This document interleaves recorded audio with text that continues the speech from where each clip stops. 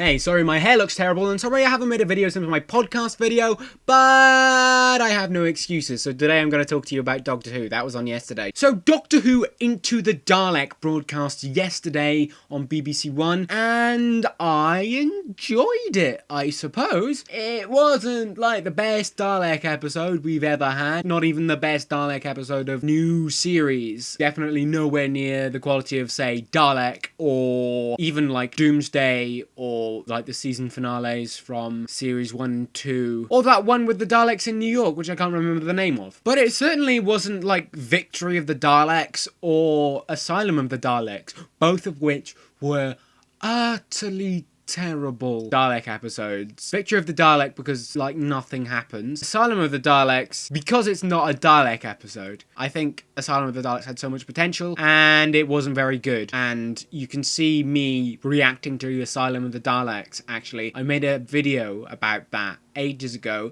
I think on an old collab channel, so I'll try and find a link and put it here if I can. So Into the Dalek is Peter Capaldi's second episode as the Doctor, and he has settled into the role at this point, because always with the opening episode, the first episode of a series, you always end up with the Doctor not being like he is going to be for the rest of the series, because he's still under, you know, regeneration effects and stuff. So it's nice to see him settled into being the Doctor. We know what kind of Doctor he is, and that was good. I loved the pre-credits scene. He was very, for lack of a better phrase, Malcolm Tucker-ish. Woman pointing the gun at him and ordering them, take me back to my ship. He said, no, try again.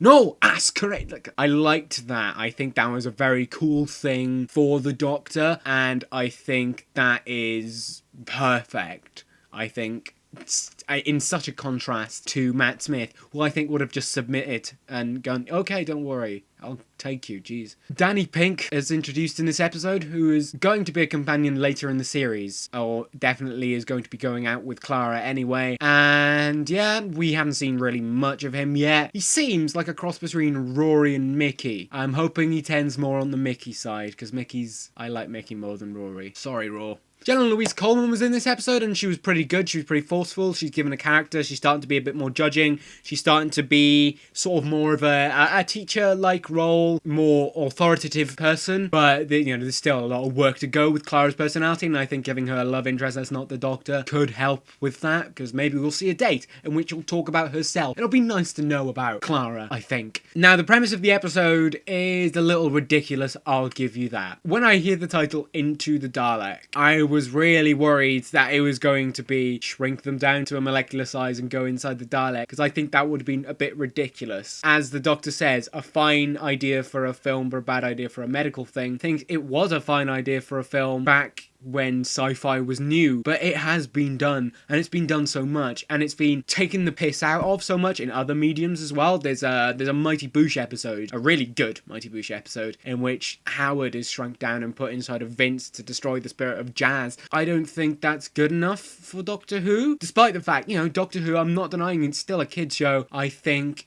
there could have been another way, maybe. I just don't like that idea. I don't like that premise, really. Though, I guess it is hard to come up with new stories for the Daleks, because what Dalek story hasn't been done? So on the whole, the episode was acted well, it was paced well, there was no real major problems I had with the episode, like with other Doctor Who episodes that I cannot watch, because I just sit down and think, no, that's ridiculous, that's stupid. Why would that be there? In this episode, I didn't have that. I was like, yeah, this is fully serviceable. I enjoyed watching the episode. It wasn't the best episode in the world, but I enjoyed it. That's the important part. There was no extra fat like that was in Deep Breath, so I'm very glad of that, I think. Keep it to like the normal length of Doctor Who and pace it well. It was nice. It had a beginning, it had a middle, and it had a conclusion.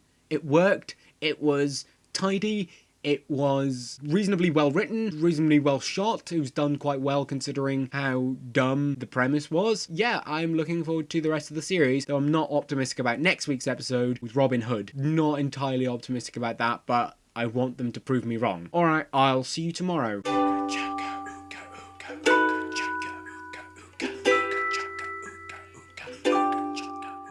Maybe. You know, when I say that, it doesn't always mean I'll be back.